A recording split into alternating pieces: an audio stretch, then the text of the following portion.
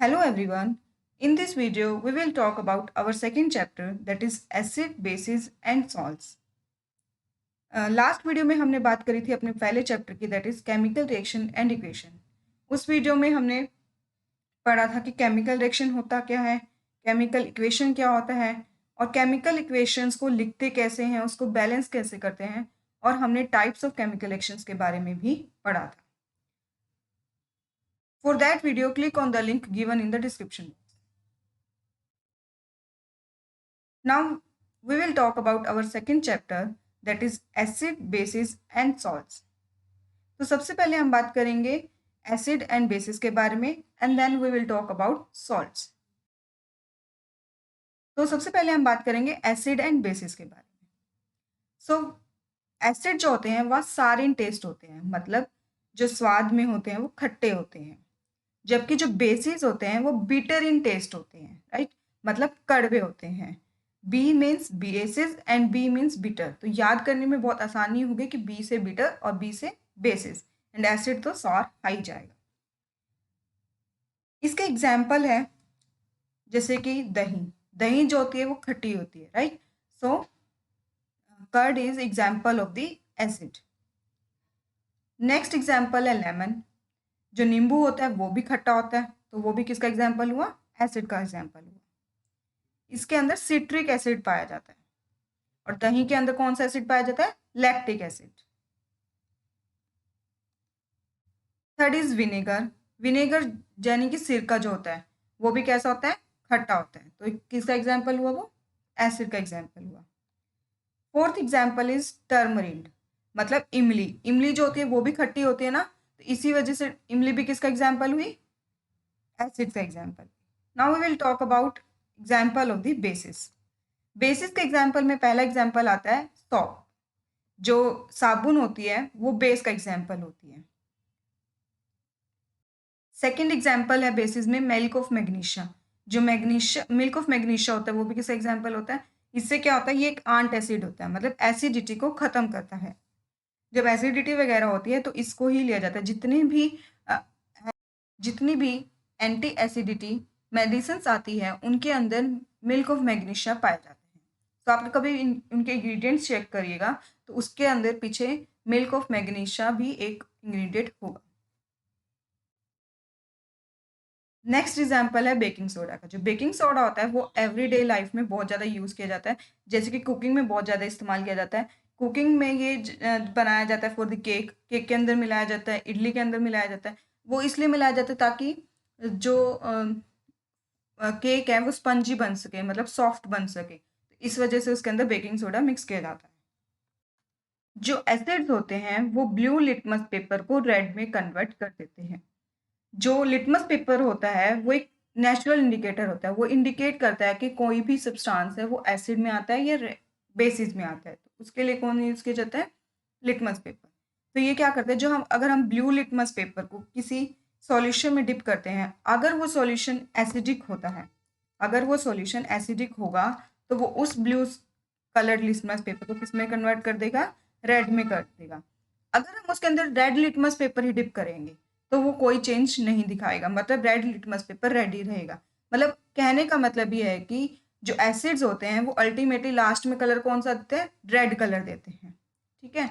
सो blue litmus paper को red में convert कर देगा और रेड में कोई चेंज नहीं आएगा। Basis turns red litmus paper two the blue, जो बेसिस होते हैं वो रेड लिटमस पेपर को ब्लू में कन्वर्ट कर देते हैं। जैसे कि अगर हमने रेड को डिप किया सॉल्यूशन के अंदर, अगर वो सॉल्यूशन बेसिक सॉल्यूशन होगा तो वो ब्लू में कन्वर्ट हो जाएगा।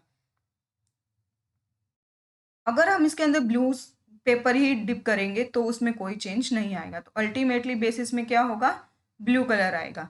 सो B for basis, B for bitter and B for blue, triple B आ गया तो याद करना बहुत इजी होगा, B B B, right. Third is जो एसिड्स होते हैं वो वाटर के अंदर डिसॉल्व होने पर H पॉजिटिव आयंस देते हैं। So these chemicals give H positive ions on dissolving in aqueous solution. जैसे कि कोई भी एसिड हो गया, फॉर एग्जाम्पल एसिड के HCl हो गया, ठीक है, जो हाइड्रोक्लोरिक एसिड होता है वो एग्जाम्पल है एसिड का। उसको हम वाटर में डिसॉल्व करेंगे तो वो किस में चेंज हो जाएगा, क्या देगा वो वाटर के अंदर, H पॉजिटिव आइंस देंगे, ठीक है, प्लस Cl नेगेटिव। जो H पॉजिटिव होता है एक्चुअली वो ना वाटर के साथ रिएक्ट करके बना लेता है H3O पॉजिटिव। वो कभी भी H पॉजिटिव के रूप में ना प्रेजेंट होकर कैसे प्रेजेंट होता है, H3O पॉजिटिव के रूप में प्रेजेंट होता है। इसी तरह अगर हम बेसिस को वाटर में डिसॉल्व करें, like sodium hydroxide, it is example of this basis, इसको हमने वाटर के अंदर डिसॉल्व करा तो ये वाटर में क्या देगा, OH negative ions plus Na positive. So OH negative ions give on dissolving in aqueous solution. Acid क्या देंगे, H पॉजिटिव देंगे और बेसिस क्या देंगे, OH नेगेटिव देंगे। एसिड के एग्जाम्पल है hydrochloric acid, sulphuric acid that is H2SO4, nitric acid that is HNO3, acetic acid that is CH3COH।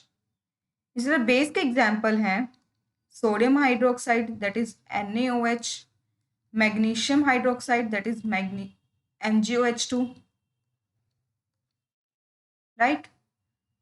जो H2 होता है वो एसिड की तरह भी बिहेव करता है एज वेल एज बेस की तरह भी बिहेव करता है। H2 behave as acid as well as water as well as base, right. कैसे बिहेव करते हैं, जैसे कि H2 है, अगर उसको हम उसके आयन देखें तो वो कौन कौन से देता है, H positive plus OH negative. H positive होने की वजह से एसिड बिहेव करता है और OH नेगेटिव देने की वजह से वो किस तरह बिहेव करता है, बेसिस की तरह। अब हम बात करेंगे chemical properties of the acid and bases के बारे में। मतलब जो एसिड और बेसिस होते हैं वो केमिकली कैसे रिएक्ट करते हैं, उनकी केमिकल प्रॉपर्टीज क्या होती है, वो इसके बारे में हम पढ़ेंगे। ना फर्स्ट प्रॉपर्टी है how do acid and bases react with metals, कि एसिड और जो बेसिस होते हैं वो मेटल के साथ कैसे रिएक्ट करते हैं। तो इसके लिए हम सेटअप बनाएंगे। तो सेटअप में क्या करेंगे, एक टेस्ट ट्यूब लेंगे, उसके अंदर जिंक ग्रैन्यूल्स ऐड कर लेंगे। जिंक एक मेटल होता है, राइट। इसकी जगह हम कोई और भी मेटल ले सकते हैं जैसे कॉपर, आयरन, राइट, या फिर हमने लिया है यहाँ पर जिंक। अब इस टेस्ट ट्यूब के अंदर हमने डाइल्यूट H2SO4 सॉल्यूशन डाल दिया। जब जिंक और डाइल्यूट H2SO4 एक दूसरे से केमिकली रिएक्ट करेंगे तो कौन सी गैस प्रोड्यूस होगी, हाइड्रोजन गैस प्रोड्यूस होगी। इस हाइड्रोजन गैस को अब हम डिलीवरी ट्यूब की हेल्प से सॉफ्ट सॉल्यूशन में पास करेंगे, जिसकी वजह से उस सॉफ्ट सॉल्यूशन में से hydrogen gas as a bubble की फॉर्म में निकलना शुरू हो जाएगी। तो अब जब हम कैंडल, एक बर्निंग कैंडल को इस सॉफ्ट सॉल्यूशन के पास लेके आएंगे, इन बबल्स के पास लेके आएंगे, तो वो बर्स्ट की साउंड के रूप में बर्स्ट आउट हो जाएंगे। तो साथ में कैंडल जो होगी वो बुझ जाएगी और एक बर्स्टिंग की आवाज़ आएगी, ठीक है, जैसे पटाखे जलते हैं ना वैसे एक आवाज़ आएगी। तो ये इंडिकेट करती है कि जो इसके अंदर गैस प्रोड्यूस हुई थी वो कौन सी थी, हाइड्रोजन गैस थी। तो हाइड्रोजन गैस का इंडिकेशन क्या है कि जब जो उसके सॉफ्ट सोल्यूशन के बबल्स होते हैं उसके पास बर्निंग कैंडल्स को हम लाते हैं तो वो एक पॉप साउंड की तरह बस्ट आउट कर जाते हैं। तो यहाँ इस रिएक्शन में हुआ क्या, एक्चुअली H2SO4 के साथ जिंक ग्रैन्यूल्स ने रिएक्ट करा और क्या बनाया, zinc sulphate and H2 gas is released, right. तो इस तरह से ये रिएक्शन हुई है। लेकिन अगर हम इसको कॉमनली लिखें कि भी जिंक एक मेटल है और H2SO4 एक एसिड है, ठीक है, तो एसिड के साथ अगर एक मेटल ने रिएक्ट किया, ठीक है, मेटल कोई भी हो सकते हैं जैसे कि जिंक, कॉपर या फिर आयरन। एसिड में भी H2SO4 भी हो सकता है, HCl भी हो सकता है या फिर HNO3 भी हो सकता है। तो क्या होगा, जो प्रोडक्ट बनेंगे वो होगा सॉल्ट प्लस H2 गैस। तो कंक्लूजन ये है कि जब भी कोई मेटल को एसिड के साथ रिएक्ट किया जाएगा तो क्या रिलीज होगा, कौन सी गैस रिलीज होगी, H2 गैस रिलीज होगी। इसी वजह से दही और जो कोई भी खट्टी चीज होती है यानी 60 सब्सटेंसेस होते हैं उन्हें कभी भी ब्रास या कॉपर वेसल्स में नहीं रखा जाता, क्योंकि जो ब्रास और कॉपर होता है वो मेटल होता है और मेटल, ठीक है, और दही के अंदर क्या पाया जाता है, एक एसिड पाया जाता है जो इसके साथ रिएक्ट करके क्या बना लेता है, सॉल्ट प्लस H2 गैस, और ये आगे कोरोड हो सकता है, मतलब इसके अंदर जर लग सकता है। इसी वजह से कर्ड और सोर सब्सटेंसेस को ब्रास एंड कॉपर वेसल्स के अंदर नहीं रखा जाता। सेकेंड प्रॉपर्टी है, how do metal carbonates and metal hydrogen carbonates react with acids, कि जो मेटल कार्बोनेट्स और मेटल हाइड्रोजन कार्बोनेट्स होते हैं वो एसिड के साथ रिएक्ट करते कैसे हैं। ठीक है, तो इसके लिए हम क्या करेंगे, एक टेस्ट ट्यूब लेंगे और उसके अंदर हम एक मेटल कार्बोनेट ले लेंगे। मेटल कार्बोनेट यहाँ पर कौन सा लेंगे, सोडियम कार्बोनेट। ठीक है, उसको हम एसिड के अंदर डिसॉल्व कर देंगे। तो एसिड कौन सा लिया था हमने, डाइल्यूट हाइड्रोक्लोरिक एसिड। ठीक है, तो सबसे पहले हमने क्या लिया, डाइल्यूट हाइड्रोक्लोरिक एसिड लिया और उसके साथ क्या लिया, सोडियम कार्बोनेट। ठीक है, सोडियम कार्बोनेट का फॉर्मूला क्या आता है, NaCO3। अब हम क्या करेंगे, जब सोडियम कार्बोनेट और हाइड्रोक्लोरिक एसिड डिसॉल्व कर जाएंगे तो क्या रिलीज होगा, एक गैस रिलीज होगी। ठीक है, अब ये गैस को अगर हम एक कैल्शियम हाइड्रोक्साइड सॉल्यूशन के अंदर पास करवाते हैं तो ये जो सॉल्यूशन होता है, कैल्शियम हाइड्रोक्साइड सॉल्यूशन होता है, वो मिल्की वाटर के अंदर कन्वर्ट हो जाएगा। ठीक है, तो ये क्या इंडिकेट कर रहा है कि यहाँ पर गैस कौन सी रिलीज हुई है, CO2 रिलीज हुई है। अगर calcium hydroxide solution milky water के अंदर टर्न हो जाता है, किसके अंदर टर्न हो जाता है, मिल्की वाटर के अंदर, तो ये क्या इंडिकेट कर रहा है कि यहाँ पर कौन सी गैस रिलीज हुई है, CO2। तो जब हम हाइड्रोजन क्लोराइड को सोडियम कार्बोनेट के साथ रिएक्ट करवाएंगे तो क्या बनेगा, sodium chloride, that is NaCl, CO2 and water. जो NaCl होता है वो एक सॉल्ट होता है, राइट। इसी तरह हम क्या करेंगे, एक नया सेटअप बनाएंगे और उसके अंदर हम सोडियम कार्बोनेट की जगह सोडियम हाइड्रोजन कार्बोनेट यूज करेंगे, that is metal hydrogen carbonate कौन सा यूज करेंगे, sodium hydrogen carbonate, sodium hydrogen carbonate. Sodium hydrogen carbonate को हम सोडियम बाइकार्बोनेट भी कहते हैं। क्या कहते हैं इसको, सोडियम बाइकार्बोनेट। इसका फॉर्मूला होता है NaHCO3, NaHCO3। तो इसमें भी क्या किया, NaHCO3 को डाइल्यूट हाइड्रोक्लोरिक के अंदर डिसॉल्व कर दिया, जिसकी वजह से CO2 रिलीज होगी। इस CO2 को हमने कैल्शियम हाइड्रोक्साइड सॉल्यूशन से पास करवाया, जिसकी वजह से वो सॉल्यूशन क्या होगा, मिल्की सॉल्यूशन में कन्वर्ट हो जाएगा। तो NaHCO3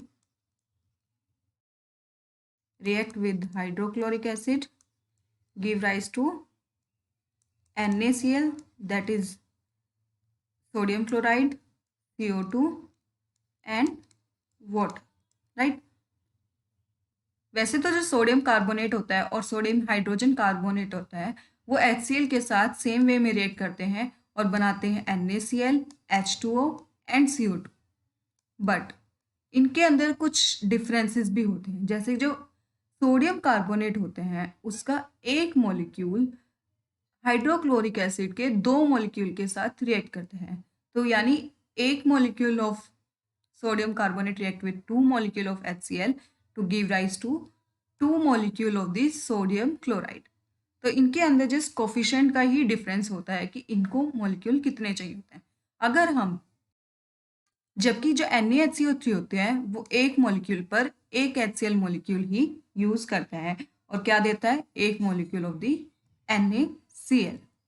सो इनकी जो नॉर्मल रिएक्शन होगी, अगर हम इसको जनरल रिएक्शंस में बात करें तो क्या होगा, मेटल कार्बोनेट या फिर metal hydrogen carbonate react with acid, give rise to salt, carbon dioxide and water.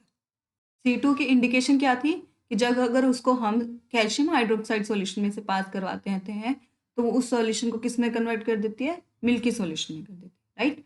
तो calcium hydroxide react with CO2, give rise to the calcium carbonate plus H2।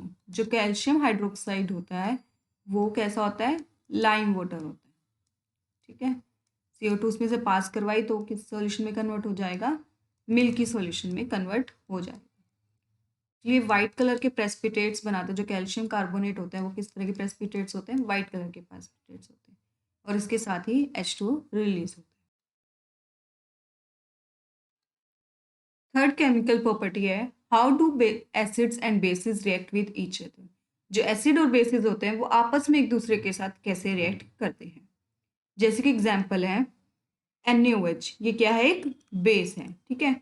इसको हमने किसके साथ रिएक्ट करवाया, एक एसिड के साथ, दैट इज हाइड्रोक्लोरिक एसिड के साथ रिएक्ट करवाया। अगर हम इन दोनों को एक दूसरे के साथ रिएक्ट करवाते हैं तो क्या बनेगा, NaCl बनेगा, that is the salt solution.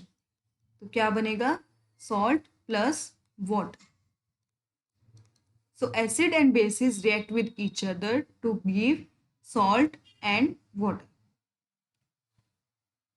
This reaction is known as neutralization reaction. क्योंकि जब एसिड और बेसिस एक दूसरे के साथ रिएक्ट करते हैं और क्या बनाते हैं, सॉल्ट बनाते हैं, क्योंकि ये न्यूट्रल नेचर का होता है इस वजह से इसको क्या बोलते हैं, neutralisation reaction. So reaction between an acid and a base to give salt and water is known as neutralisation reaction. इस रिएक्शन को हम इन जनरल ऐसे भी लिख सकते हैं जैसे कि base react with acid give rise to salt and water. Fourth chemical property है reaction of metallic oxides with acids. जो एसिड्स होते हैं वो मेटेलिक ऑक्साइड्स के साथ कैसे रिएक्ट करते हैं। So in general metal oxide react with acid give rise to salt and water. Example यहाँ पर लेते हैं जैसे कि कॉपर ऑक्साइड, उसको हमने किसके साथ रिएक्ट करवाया, एसिड के साथ, दैट इज HCl। तो ये क्या देगा, सॉल्ट देगा। सॉल्ट कौन सा देगा, कॉपर क्लोराइड, और साथ में क्या देगा, वाटर। जो कॉपर ऑक्साइड होता है वो एक्चुअली एसिडिक नेचर में होता है, इसलिए से हम बोलते हैं एसिडिक ऑक्साइड। फिफ्थ प्रॉपर्टी है what happens to an acid और a base in a water solution. अगर किसी एसिड या बेस को हम वाटर सॉल्यूशन के अंदर ऐड कर दे तो उसके साथ क्या होगा, तो उसके अंदर क्या रिएक्शंस इन्वॉल्व होगी। तो एग्जाम्पल लेते हैं कि अगर किसी एसिड को, लाइक हाइड्रोक्लोरिक एसिड है, उसको अगर हमने वाटर के अंदर डिसॉल्व कर दिया, वाटर के साथ रिएक्ट करा, तो क्या बनेगा, H positive ions plus Cl negative, वो अपने आयंस में ब्रेक हो जाएगा और क्या गिव देगा, H पॉजिटिव आयंस देगा। और ये H पॉजिटिव जो वाटर मॉलिक्यूल्स होंगे उसके साथ हमेशा रिएक्ट करेगा। ये कभी भी H पॉजिटिव के रूप में प्रेजेंट ना होकर क्या करता है, H2 के साथ रिएक्ट कर लेता है और बनाता है H3O पॉजिटिव। इसी तरह हम बेस का एग्जाम्पल ले लेते हैं। बेस को अगर हम वाटर के अंदर डिसॉल्व करेंगे तो क्या बनाएगा, OH negative ions plus Na positive. So जो बेस होंगे वो वाटर के अंदर कौन सा आयंस देंगे, OH नेगेटिव आयंस देंगे, राइट। नेक्स्ट है what is dilution. Actually dilution क्या होता है, अगर हम किसी एसिड को या बेस को वाटर के अंदर डिसॉल्व करते जाएंगे, मतलब उसके अंदर जितना ज़्यादा पानी ऐड करते जाएंगे उससे क्या होगा, उसके H पॉजिटिव कंसंट्रेशन या फिर OH नेगेटिव कंसंट्रेशन होगी वो डिक्रीज होती जाएगी। जितना ज़्यादा वाटर ऐड करते जाएंगे उतनी ज़्यादा H पॉजिटिव कंसंट्रेशन या फिर OH नेगेटिव कंसंट्रेशन डिक्रीज होती जाएगी। Such process is known as dilution. इसी प्रोसेस को हम क्या कहते हैं, डाइल्यूशन कहते हैं।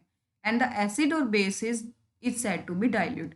और जो एसिड और बेस को हम डाइल्यूट करेंगे, डाइल्यूशन करेंगे, उसको हम क्या कहेंगे, डाइल्यूटेड।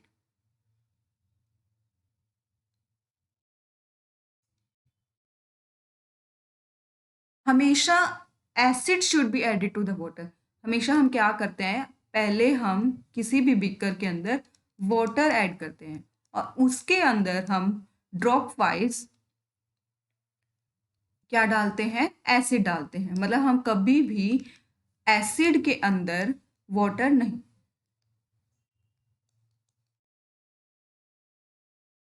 नेक्स्ट है acid should be added to the water, not water to the acid. हमेशा एसिड को वाटर के अंदर ऐड करना चाहिए, ना कि वाटर को एसिड के अंदर। क्यों नहीं करना चाहिए, अगर हम एसिड के अंदर, सबसे पहले हमने क्या लिया, एक टेस्ट ट्यूब ली और उस टेस्ट ट्यूब के अंदर हमने क्या कर लिया, पहले एसिड डाल लिया, ठीक है, और उसके अंदर हमने क्या डाला, वाटर ऐड करा, तो क्या होगा, ये बहुत ज़्यादा एक्सोथर्मिक रिएक्शन हो जाएगी। मतलब इसके अंदर जब H2 हम ऐड करेंगे तो बहुत ज़्यादा हीट प्रोड्यूस होगी, जिसकी वजह से अगर हम इसके साथ काम कर रहे हैं, फेस हमारा होगा, तो भी बर्न कर सकता है, इतनी ज़्यादा हीट प्रोड्यूस होती है। तो बहुत ज़्यादा गर्मी प्रोड्यूस होने की वजह से हम कभी भी वाटर को एसिड में ऐड नहीं करते हैं। हमेशा acid should be added to the water. तो हम क्या करेंगे, एक बीकर लेंगे या फिर टेस्ट ट्यूब लेंगे और उसके अंदर पहले वाटर ऐड कर लेंगे और उस वाटर के अंदर हम ड्रॉप वाइज या फिर उसके किनारों से, मतलब उसके कॉर्नर से हम एसिड को ऐड करेंगे। एसिड को हमेशा कॉर्नर से या फिर उसके ड्रॉप वाइज ऐड करना चाहिए और हमेशा टेस्ट ट्यूब जो होती है उसको थोड़ा सा टिल्ट कर देना चाहिए। एसिड एकदम से कभी भी ऐड नहीं करना चाहिए, क्योंकि अगर हम एकदम से ऐड करेंगे तो वो भी रिएक्शन एक्सोथर्मिक हो सकती है। इसको करते वक्त बहुत ज़्यादा प्रिकॉशंस रखने चाहिए। अब हम बात करेंगे हाउ स्ट्रॉन्ग आर एसिड और अ बेस सॉल्यूशंस। एक एसिड सॉल्यूशन और बेस सॉल्यूशन कितना ज़्यादा स्ट्रॉन्ग और कितना ज़्यादा वीक हो सकता है, तो उसके बारे में हम बात करेंगे। अभी हमने बात करी कि जो एसिड होते हैं अगर उसको हम वाटर के अंदर डिसॉल्व करते जाएं तो वो H पॉजिटिव रिलीज कर देगा और जितना ज़्यादा हम वाटर ऐड करेंगे उतना ज़्यादा उसका डाइल्यूशन होता जाएगा, यानी H पॉजिटिव आयंस की कंसंट्रेशन घटती जाएगी। इसी तरह बेस के साथ होगा। बेस क्या होगा, वाटर के अंदर जब डिसॉल्व होगा तो OH पॉजिटिव आयंस देगा, राइट। और साथ साथ में क्या होगा, जैसे जैसे वाटर ऐड करते जाएंगे OH नेगेटिव की कंसंट्रेशन डिक्रीज होती जाएगी। अब हमने ये तो देख लिया कि H पॉजिटिव के आयन की कंसंट्रेशन या OH नेगेटिव आयंस की कंसंट्रेशन वाटर के साथ साथ डिक्रीज होती जाती है, लेकिन उसको मेजर कैसे करेंगे, उसको मेजर करने का क्या तरीका है। तो एक स्केल दिया गया था that is known as pH scale. ये क्या करता है, सॉल्यूशन के अंदर H पॉजिटिव आयंस की कंसंट्रेशन को मेजर करता है। It measures H positive ions concentration, ठीक है। So a scale used to the measure the concentration of H positive ions is known as pH scale। जो pH होता है उसके अंदर जो P रिप्रेजेंट करता है वो पोटेंज को करता है। एक्चुअली ये जर्मन वर्ड होता है, इसका मतलब होता है पावर, और H रिप्रेजेंट कर रहा है H पॉजिटिव आयंस को। तो pH का मतलब होता है power of H positive ions concentration in a solution. तो pH scale help in the measuring the H positive ions concentration। जो pH स्केल होता है उसकी रेंज होती है 0 से 14 तक, ठीक है, 0 to 14। और जो न्यूट्रल होगा वो कितना होगा, 7 होगा। मतलब जो बीच का होगा वो कितना होगा, मिडिल पॉइंट क्या होगा, 7 होगा।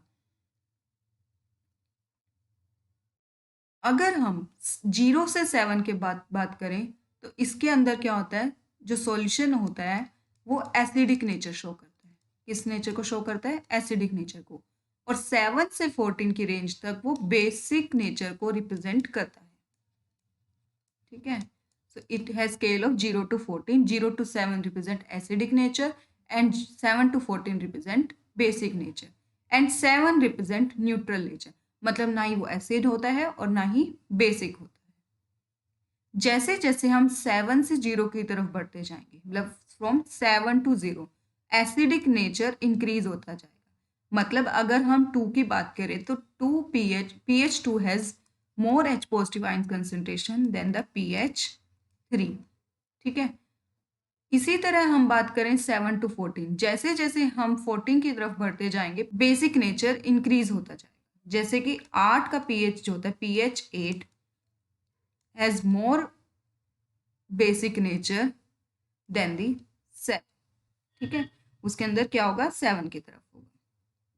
अगर बेसिक नेचर इंक्रीज हो रहा है तो क्या बढ़ रहा है, OH पॉजिटिव आयंस बढ़ रहे हैं ना, तो H पॉजिटिव डिक्रीज हो रहे हैं, ठीक है। तो OH नेगेटिव आयंस 14 की तरफ जाते जाते इंक्रीज हो रहा है और H positive ions concentration decrease होती है। इसी तरह अगर एसिडिक नेचर इंक्रीज हो रहा है तो क्या होगा, H positive ion concentration increase होगी और OH negative ion concentration decrease होगी।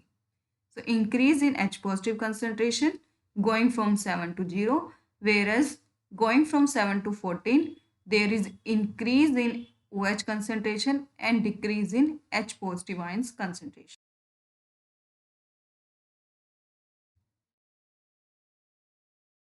So अगर strong acids वो होते हैं जिसके अंदर H positive ions concentration ज़्यादा होती है, more H positive ions concentration, ठीक है। और वीक एसिड क्या होते हैं, जिन एसिड्स के अंदर H पॉजिटिव आयन कंसंट्रेशन कम होती है, less H positive ion concentration.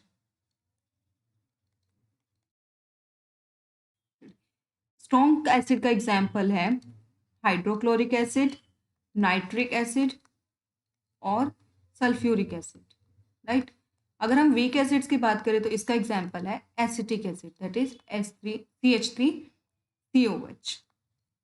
अगर हम स्ट्रॉन्ग बेस की बात करें तो इसके अंदर क्या होगा, मोर OH positive ions, more OH positive ions concentration in basic solution, right.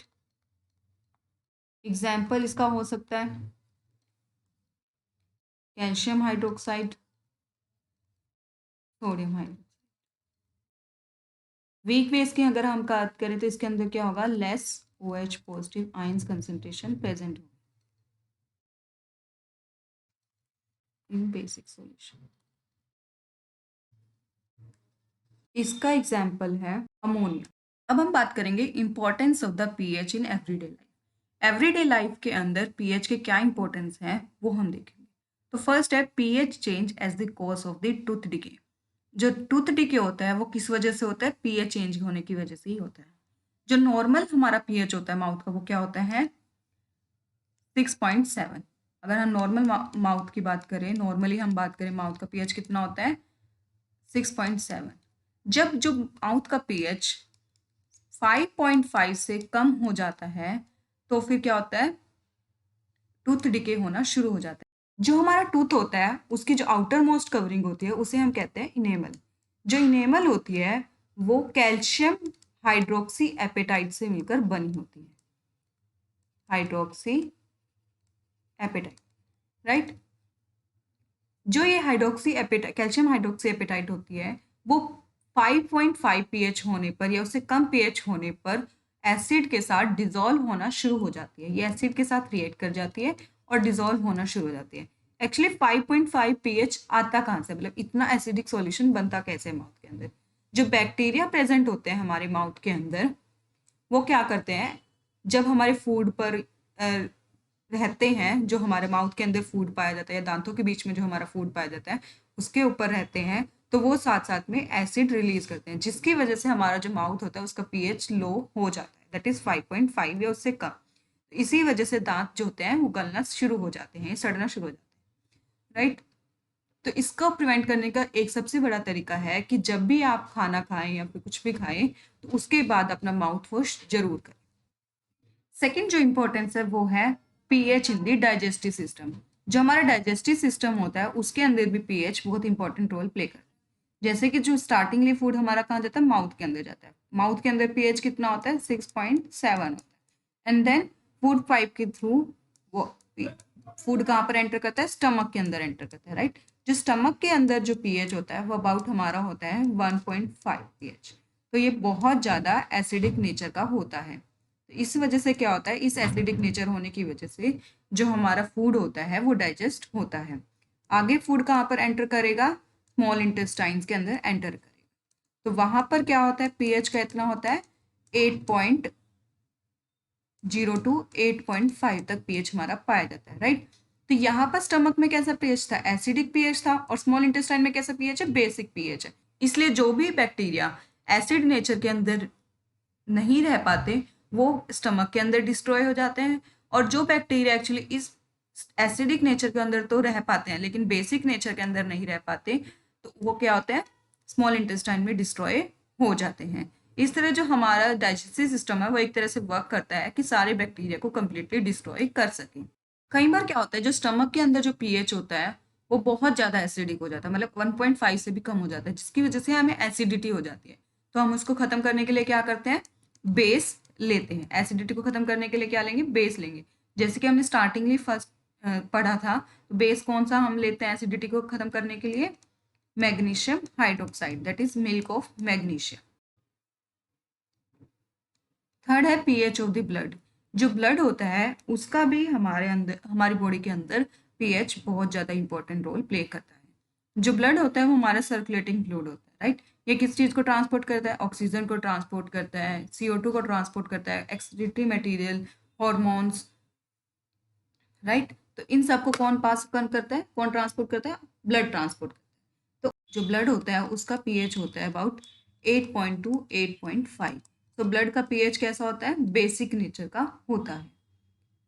Actually इस नेचर के ऊपर जो ऑक्सीजन होती है ब्लड के अंदर और हीमोग्लोबिन होती है वो एक दूसरे से अटैच्ड हो पाते हैं। अगर ये पीएच डिस्टर्ब हो जाता है तो क्या होगा? ऑक्सीजन हीमोग्लोबिन से अटैच नहीं हो पाएगी। मतलब जितना ज़्यादा कम पीएच होता जाएगा उतनी ज़्यादा कम ऑक्सीजन हीमोग्लोबिन के साथ अटैच्ड होती जाएगी। फोर्थ इंपॉर्टेंस है इन एसिडिक रेन। जो बारिश होती है अगर उसका पीएच 5.5 से कम होता है तो उस बारिश को हम क्या कहते हैं? Acidic rain. जो एसिडिक रेन होता है जब उसका पानी तालाबों में या नदियों में बह रहा होता है तो उस वजह से क्या होता है? उस तालाब का या नदी का पानी भी एसिडिक हो जाता है, राइट। जिसकी वजह से क्या होता है? वहां पर जो प्लांट्स या फिर एनिमल्स रह रहे होते हैं वो सरवाइव नहीं कर पाते हैं, क्योंकि एसिडिक नेचर के अंदर प्लांट्स और एनिमल्स नहीं रह पाते हैं। अभी तक हमने एसिड एंड बेसिस के बारे में बात करा और उसकी केमिकल प्रॉपर्टीज के बारे में बात की। अब हम बात करेंगे व्हाट इज सॉल्ट्स। जब एसिड एंड बेसिस एक दूसरे से रिएक्ट कर देते हैं तो वो एक कंपाउंड बनाते हैं जिसको हम बोलते हैं सॉल्ट्स। जो सॉल्ट होते हैं वो एसिड एंड बेसिस से रिएक्ट करके मिले, राइट। तो जरूरी नहीं है कि जो सॉल्ट होता है उनका हमेशा पीएच हो वो न्यूट्रल पीएच हो, ये जरूरी नहीं होता। जो सॉल्ट्स होते हैं उसके 3 तरह के पीएच हो सकते हैं, ठीक है। उनको 3 तरह से कैटेगराइज कर सकते हैं। First is salt having pH is equal to 7। अगर पीएच 7 है तो उसे हम क्या बोलेंगे? न्यूट्रल पीएच बोलेंगे। न्यूट्रल पीएच कब बनेगा? जब एक स्ट्रॉन्ग एसिड और एक स्ट्रॉन्ग बेस रिएक्ट करेगा, जैसे कि HCl एंड NaOH, ठीक है। जब स्ट्रॉन्ग एसिड और स्ट्रॉन्ग बेस आपस में रिएक्ट करेंगे तो पीएच कितना होगा? 7 होगा, यानी न्यूट्रल होगा। सेकेंड है salt having pH greater than the 7। PH greater than the 7 है मतलब कैसा है? बेसिक पीएच है, राइट। तो बेसिक पीएच कब होगा? जब स्ट्रॉन्ग बेस रिएक्ट करेगा किसके साथ? एक वीक एसिड के साथ। जब एक वीक एसिड के साथ स्ट्रॉन्ग बेस रिएक्ट करेगा तो वो सॉल्ट जो बनाएंगे उसका पीएच कितना होगा? Greater than 7।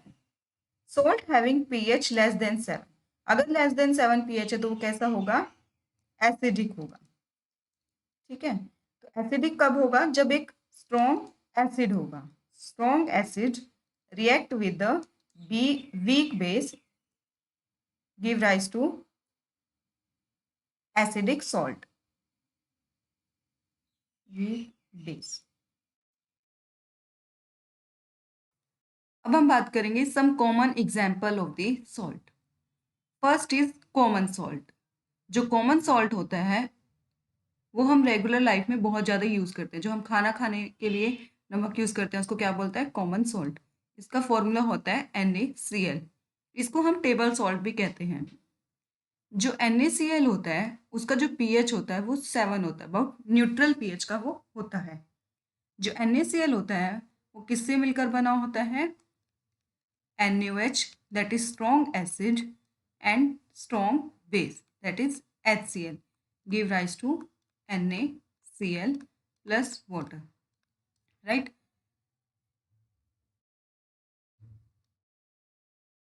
Second one is bleaching powder.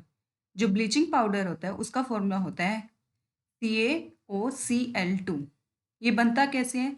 जब कैल्शियम हाइड्रोक्साइड को क्लोरीन गैस के साथ रिएक्ट करवाया जाता है तो ब्लीचिंग पाउडर प्लस वाटर बनता है। It used for bleaching cotton and लाइनन, wood pulp and washed clothes. इसको ब्लीचिंग कॉटन के लिए भी यूज़ किया जाता है, लाइनन जो कपड़ा होता है उसके लिए यूज़ किया जाता है, wood pulp and washing clothes, कपड़ों को साफ करने के लिए भी हम ब्लीचिंग पाउडर का यूज़ करते हैं। अगर कोई स्टेन लग जाता है कपड़ों पर तो ब्लीचिंग पाउडर की हेल्प से उसको रिमूव किया जाता है। Use to make drinking water free from the germs. अगर ये ड्रिंकिंग वाटर के अंदर डाल दिया जाए तो उससे क्या होगा? सारे जर्म्स किल हो जाएंगे। थर्ड एग्जाम्पल है बेकिंग सोडा, या दूसरा उसका नाम है सोडियम हाइड्रोजन कार्बोनेट, या इसको हम सोडियम बाइकार्बोनेट भी कहते हैं। इसका केमिकल फॉर्मूला है NaHCO3। ये बनता कैसे है? जब सोडियम क्लोराइड को H2O एंड CO2 के साथ रिएक्ट करवाया जाता है तो बनता है NH3H4Cl and sodium hydrogen carbonate. Baking soda is commonly used in kitchen for making tasty crispy pakoras। जो बेकिंग सोडा है उसको हम किचन में कुकिंग के लिए भी यूज़ करते हैं, जैसे कि पकौड़ा बनाने के लिए, ताकि वो टेस्टी और क्रिस्पी हो सके। It also used as antacids, मतलब ये जो बेकिंग सोडा होता है वो एक बेसिक नेचर का होता है, इसलिए एसिडिटी को ख़त्म करने के लिए भी बेकिंग सोडा यूज़ किया जाता है।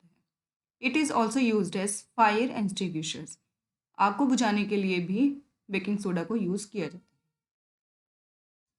फोर्थ है वॉशिंग सोडा। जो सोडा कपड़े धोने के लिए काम आता है उसे हम क्या बोलते हैं, वॉशिंग सोडा। इसका जो फॉर्मूला होता है वो होता है Na2CO3.10H2, मतलब ये हाइड्रेटेड फॉर्म में प्रेजेंट होता है। जो वॉशिंग सोडा होता है उसको glass, soap and paper industries के अंदर यूज किया जाता है। It is use in the manufacturing of the sodium compound such as borax. Borax जो होता है उसको बनाने के लिए भी ये यूज़ किया जाता है, क्योंकि बोरेक्स के अंदर सोडियम इस यूज़ होता है, एंड वॉशिंग सोडा के अंदर भी सोडियम पाया जाता है, तो यहाँ से सोडियम एक्सट्रैक्ट किया जाता है। It can be used as a cleaning agent for the domestic purpose. घरों के अंदर ये क्लीनिंग एजेंट के रूप में यानी कपड़े धोने के रूप में इस्तेमाल किया जाता है। It is used for the removing permanent hardness of the water. Water के अंदर जो हार्डनेस होती है अगर वो परमानेंट होती है तो उसको रिमूव करने के लिए क्या यूज़ किया जाता है, वॉशिंग सोडा यूज़ किया जाता है। फिफ्थ एग्जाम्पल है प्लास्टर ऑफ द पेरिस। जो हम पीओपी नॉर्मल लाइफ में वर्ड यूज़ करते हैं उसकी फुल फॉर्म क्या होती है, प्लास्टर ऑफ पेरिस। इसका केमिकल फॉर्म में होता है CSO4.0.5H2, मतलब इसके अंदर जो वाटर के मॉलिक्यूल्स प्रेजेंट है वो कितने हैं, हाफ मॉलिक्यूल प्रेजेंट होते हैं।